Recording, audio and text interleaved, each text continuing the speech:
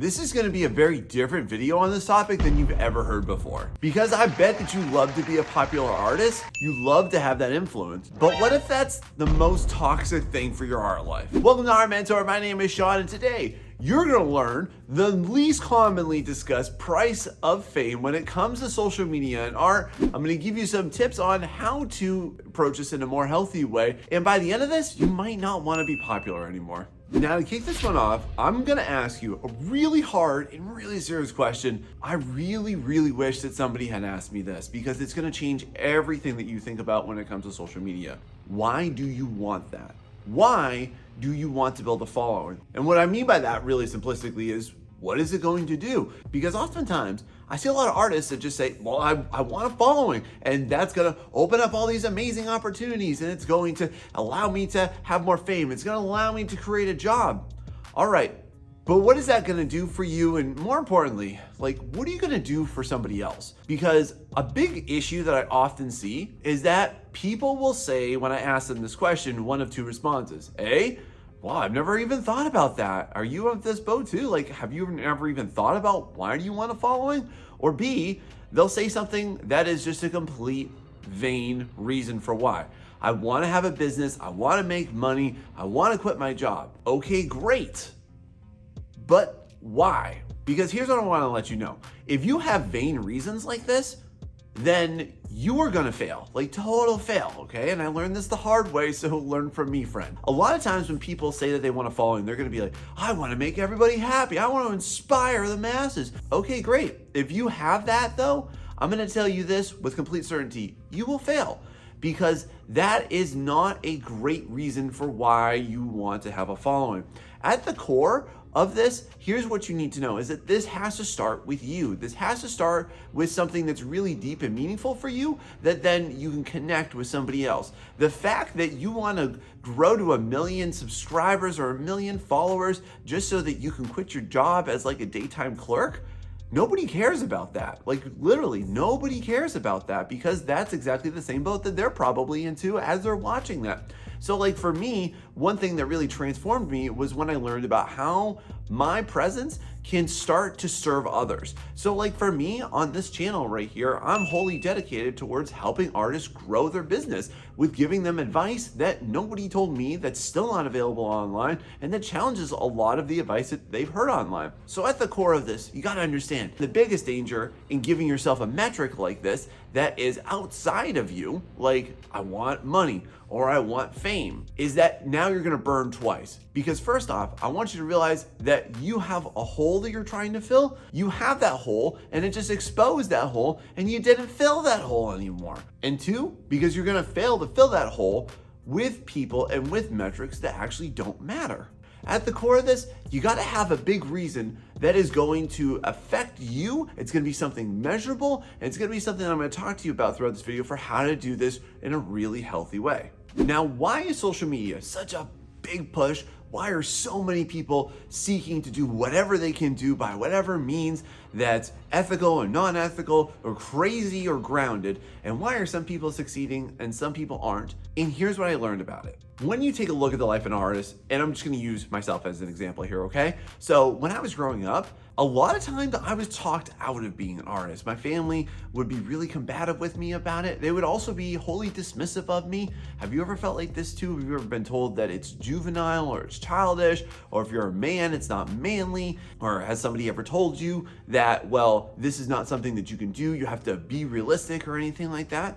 And I think that at the core of why a lot of artists seek to have that following is because of that lack of validation throughout your life. And it's hard to be an artist, isn't it? It's hard to live in a society, in a culture, in a state of the world right now where sometimes it feels like your art and your efforts and art in general just aren't appreciated. A big thing that you might not realize is that there's a lot of artists that are trying to do whatever they can do, and they're poisoning their efforts and they're poisoning their future by being addicted to social media and trying to build that following by whatever means necessary because they're seeking validation. But something that I learned is that you can't seek that validation, you can't seek that happiness extrinsically. In other words, you can't seek it from outside of yourself. It has to come from within. You can't find that in other people. So what if you have 1 million followers? So what if you get millions of views on whatever you're putting out there? So what if you get millions of likes? That doesn't make you feel better, friend, okay? I'm gonna tell you from experience that when you actually get those results, you're gonna wake up the next day and be like, it's still there. That's still in you. You're still gonna need that. You're still gonna crave that. And if you're not validating yourself, and I'm gonna talk to you about how you can positively do that throughout this video, then you are inevitably going to crash and burn. Surely you've seen artists that have been colossally successful and then all of a sudden disappear. Why do you think that is? So to you, my art friend, I wanna let you know that what you're doing and how you are, who you are, you're good enough. I validate you. But you need to see the value in your efforts over your results, because that's not gonna fill you up. Now consider this, my friend. You've probably never really thought about this before, but can you handle being popular? Like, can you handle what will happen when you blow up? Because I want to give you an example, okay? So I was on YouTube for about 3 years before this happened, and I finally had a video that took off. And typically I would get like a few hundred views a day, and then boom, I put out a video about AI art, and for whatever reason, like all the stars aligned, and all of a sudden, like within a week, I got like 100,000 views. So that was viral for me, and I think right about now it's sitting around about 500,000 views. So that was really good for my channel. Just judging from the metrics, everything I said probably sounds great. However though, what I did not expect was all of the blowback that I received from that video. And it was targeted and spoken specifically to artists, but I got overwhelmed by all of the AI bros that dropped into my comments from that. And they would say the most horrendous, nastiest things. And I want to submit to you, friend, this consideration. Have you ever thought about the cost of virality? Have you ever thought about what's going to happen if something that you make goes viral? Because I'm gonna make this assumption, you probably bet that when something gets really big, when it blows up, when it gets more views, likes, subscribes, whatever, that you're just gonna get showered with praise, right? But what if instead you're just loaded with loathing? Because that's what happened to me. And one big thing that you wanna really consider, friend, is when that happens to you, how is that going to affect your mental health? Because when this happened to me, I kind of quickly realized I need to figure out really quickly how I needed to respond to this, because literally I was at work, and for like 2 full months, my phone was just blowing up with hundreds of comments from AI bros. And my initial response prior to that was always respond to every comment. But then I decided this, I'm just gonna delete comments that don't align to the community that I wanna make, the community I wanna support, and to the overall vision of my channel. And there's a lot of people that don't feel secure about that. There are some people that think that, well, if somebody puts it out there, then who are you to silence them? But I kind of view it like this, y'all, and you can apply this to any other platform. But imagine that somebody came to your house and spray painted idiot right on your garage, like just big bold letters, boom, right across it, okay? Would you come home, look at that and be like, oh man, that's awful. I can't believe somebody wrote that. Well, that sucks. Now I gotta leave it there forever. No, you wouldn't. You would paint over it. You would get rid of it, right? Or what if somebody gave you a shirt that said, you're ugly or your art sucks? Would you then wear that shirt for the rest of your life? Of course you wouldn't. Listen, just because somebody puts it out there on the internet does not mean it's permanent, does not mean that you have to agree with it, does not mean that it needs to be something that you need to advertise. And there's a lot of creators who have encountered similar things for more prolonged periods of time that are in more fragile mental health that can't handle that. So I just want to ask you, friend, have you considered what will happen if and when that eventually happens for you, where you have something go viral and you haven't considered how that's going to affect you? Because if not, I would really start to think about that, because honestly, you're never going to be prepared for it. Now, in a similar vein of thought, I want to ask you about this. How thick is your skin? Like, how well are you going to be able to handle what people will say about this? Because one thing that I wish I knew earlier was that your critics are always going to be the loudest, and your supporters are going to be there, and they're going to be the most silent ones. That's one thing that I wish I understood, is that when you're going to be putting yourself out there, you need to think about how you're going to be able to respond to criticism, and or if that's something you even want. And more specifically on that, especially as an artist, what are you gonna do when people don't like what you make? More. And then another version of this is, what are you gonna do when people hate what you make? Because just going back to my AI video example, I have people every once in a while drop into my comments on YouTube, or even from YouTube, they'll follow me into Instagram. Like I've had AI bros follow me into Instagram and go through every single one of my artworks and drop just nasty comments that are just completely ill-informed. And like, yes, I would literally go through, I would delete them all. You just need to think about like, what's your strategy gonna be? What's your counter gonna be for that? So when I get a really ill-intentioned critique about my artwork, I just let go of it, I just delete it. Because honestly, like just because you put your artwork out there doesn't mean that you're seeking critique. There are places I will go to seek critique, and I will do that very purposefully.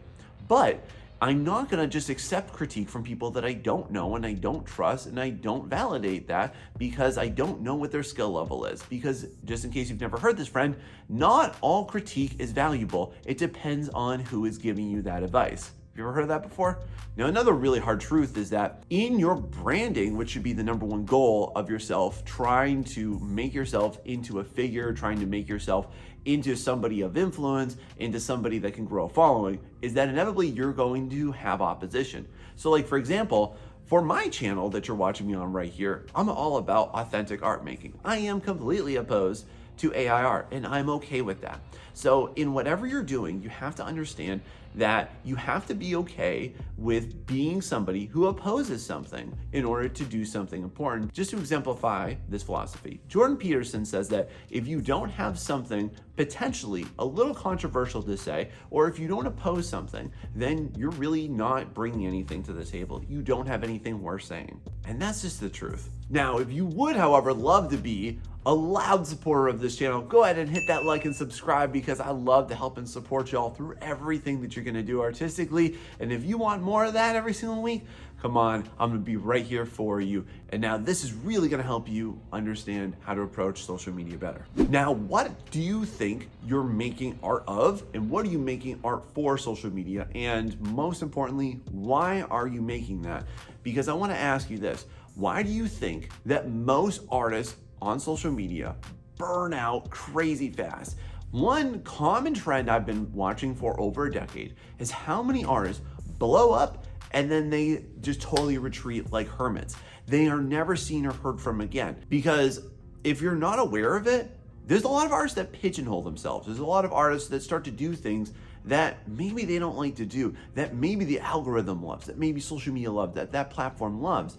And it's bringing them a lot of success, and it's starting to bring them money. It's starting to bring them opportunities. It's starting to bring them that following. It's starting to get them those interactions. And that all sounds great, but what if that's horribly limiting for you? Or most importantly, what if that then pushes you to be inauthentic? What if you're not making the artwork that you want? What if you're now afraid to branch out into something new? What if you now become afraid to lose that audience when you shift gears from this style into that style? What if you now want to shift gears from going towards this direction to that direction, from this career to that career in your artwork, okay? And what if your audience doesn't like that? Well, guess what? Now you're a social media slave. Now you can only create things that your audience likes because your livelihood depends on it.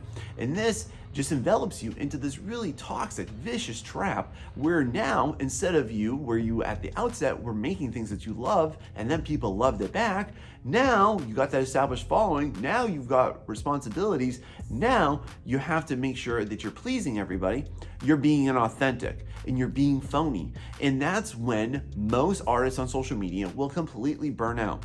And this is something that when I started my channel, is that I really thought to myself, like, I want to make sure that everything that I make is never going to do that. I'm never going to make things that I don't want to do. And even if my growth is slower, I'm totally okay with that. Like, if you watch me 10 years from now, first off, I hope I've got a gold play button. Second off, I really hope that that still rings true in the current age that you're watching me in, okay? It's because I think that one of the most important things for you to consider about is, what are you making that artwork for? Are you making it for yourself, or are you making it for other people? So which one is it for you? Or do you currently struggle with this? Now, hard question for you. Think about this. Through all the artists that you follow, or the people that you compare yourself to on social media, okay? And let me ask you this. When was the last time that any of them exposed just the worst, most horrific parts of their lives? Like, when was the last time that you watched artists go through like a divorce, or they have estranged children, or they have familial problems, or what if they're being abused, or what if they're being mistreated by their families or their spouses? Like, you obviously see that all the time, right? Oh, no, we don't. No, we don't see that. What do you see? You go online. Here's my beautiful artist studio. Here's my totally aesthetic setup. And then here's my lovely artwork. And then here's the opportunity that I got. And here's the company that I work for, right? So what's the problem here? Social media forces you to create an alternate version of yourself that is literally just the highlight reel of your life. So it's not real life, it's real life. Real, R-E-E-L. In other words, like, this is literally just the highlight of everything that's great in your life. And what that does too, for your audience, by the way, is yes, it can make them envious. Yes, it can make them follow it for you, but it also forces you to ignore the big problems and to bury the issues that you're currently going through. And this is something that, honestly, like, I've seen a lot of creators start to be more vulnerable with their audiences. And I think that that's actually what makes people enjoy them. Because at the end of it, what we as artists do in creating our imagery and creating our artwork is that we are allowing ourselves to create a bond with somebody through an image. So in the same vein of thought, if you do want to chase social media fame, then you really need to think about this. How do you connect with other people? How do you be vulnerable with other people? How do you show your flaws? Like, I've talked about this stuff in my videos. I'm talking about it with you in this video too. One thing that I definitely noticed on my channel was that when I stopped just giving just raw advice, but I started opening up a lot more about my trials, about my tribulations, about my struggles in life, this is when people started to comment more. People started to appreciate it more. People wanted to know more about it. And that's why I like to produce this type of content. It's also like highly therapeutic for me too, in some kind of weird way, because maybe I get to talk about some things that I normally don't get to. And I like sharing that with you, and I like to hear your similar experiences with it. So I'm gonna encourage you on, friend, is this. Take off the mask. You don't have to present yourself perfectly. You are not the paragon of artistic perfection. So stop presenting yourself like that.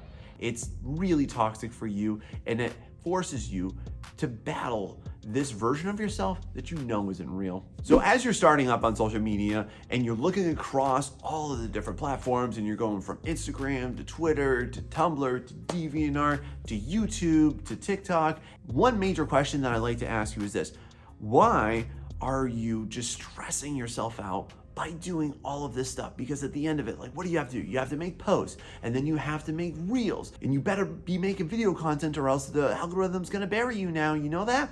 And then too, oh, you gotta make stories, and you gotta post and share, and oh, if you're gonna go on Instagram, oh wait, you can't just post. No, you gotta do 30 minutes of active engagement before you even think about posting anything, or else the algorithm hates you and it banishes you, right? Why are you doing all of that? And what purpose does that serve you, my friend? Because I just want to ask you this. Is that your purpose? Or are you distracting yourself from your purpose? Because one thing about social media that I think you really need to know, that I wish I knew about earlier, is how much it just totally twists your purpose to just pleasing machines and algorithms. The issue with this is that oftentimes artists become so inundated with metrics and measuring their success and trying to do all these strategies and doing all these extra tasks and making all these extra posts and videos that they forget that they're freaking artists. Like, you're not put on this earth to do that. And listen, it's okay if you're an artist and you don't want a social media following and you don't want to have to do all this crap. That is okay for you. But if you do want to do it, here's what I want to advise you on, is that you have to set some firm limits on yourself for what you're actually wanting to do, how much time you're going to want to do it. But the one thing too that I always try and help people understand, especially when I work with people in my mentorship, is that you need to figure out this one question: how do you do this easier? How do you make that video easier? How can you batch things easier? Like for myself, like I like to record literally like a month of content at a time, and then like I can record 4 videos in a week, and then I don't have to think about it for the rest of the month. And like right now, as I'm doing this, I'm actually recording 3 months worth of content so that I don't have to think about it again for 3 months, other than just editing it. Along with that too, just think about this. Don't do anything that is going to wholly distract you completely away from your entire purpose. And if you're feeling that way, stop bemoaning it.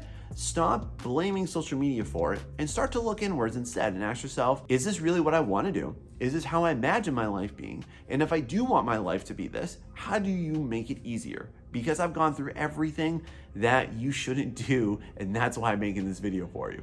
Now, when I first started out here on YouTube, I used to ask myself a lot of these really nasty questions that I'm gonna go ahead and take a bet that you're probably asking yourself right now, especially if you've been trying to grow a following.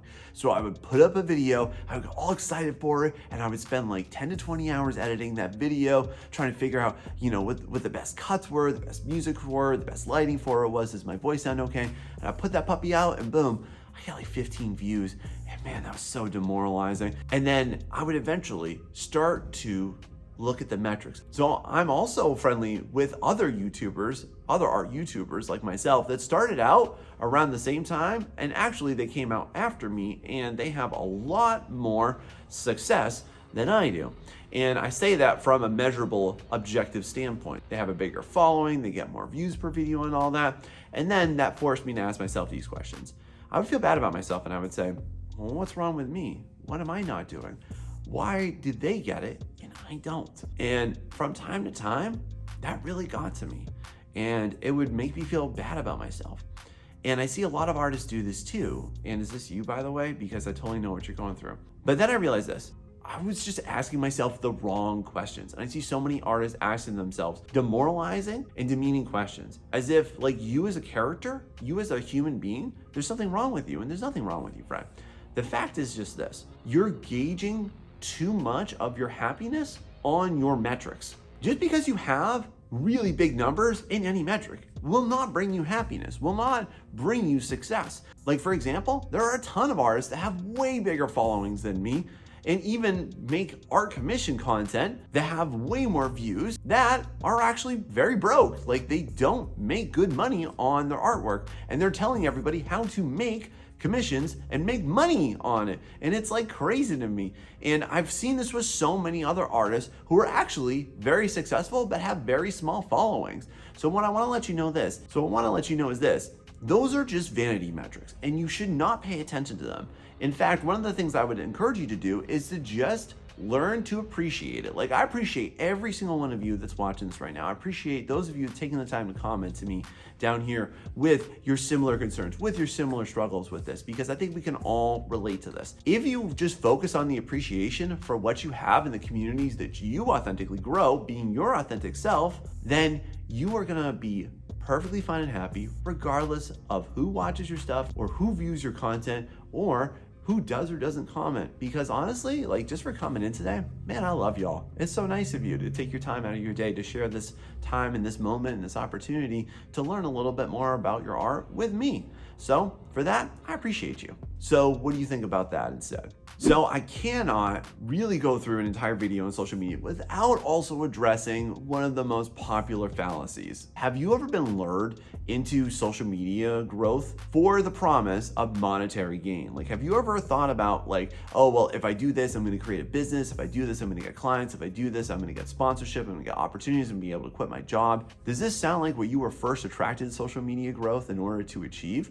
Because if so, I don't blame you. Like it's literally everywhere. Everyone wants you to grow this big online presence and this big influence and these big followings. But I really want to let you know this. There's really not a ton of money to be made unless you are willing to commit to this for a very long time. For example, it's been almost 4 years since I started my YouTube channel, and it took me a year and a half to get monetized. And then it took me about a year from that to start to get a monthly paycheck from it. There's a lot of social media platforms that really just don't pay. Like Instagram does not pay, TikTok does not pay. The only people that make a ton of money on that, just on their followings alone, are the ones that have really insane followings, that have insane interactions, that have really, really high numbers. Like once you hit like millions of views and millions of people following you, yes, that's a great business. But just so you know, there's a big climb to get there. So if you're just always hooked and you're following that golden carrot that you think is gonna get you out of your current life situation, it's not gonna do that for a very long time. And if you ever considered this, there's no guarantee of it. Like there's absolutely nothing you can do that will guarantee your success on social media. And I want to let you know this, is that if you're placing your happiness on your success or your failure in social media, Social media, my friend, it's never gonna love you back. The platform can shut down, your followers can go, you say one wrong thing, and then boom, everybody's gone like that. Social media is never gonna love you back.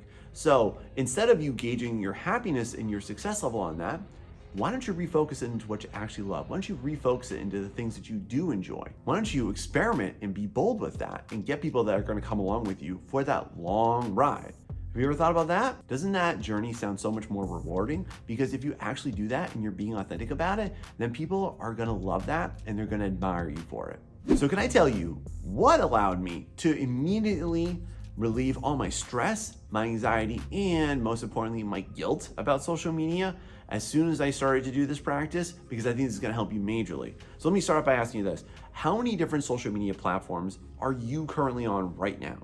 And with all of that, I'm gonna guess it's quite a few of them, okay? You probably got some inactive accounts, you probably got some active accounts, you post here, you post there, you sprinkle in, oops, I forgot about that one too. And then you take a look at what people say that you need to do in order to grow.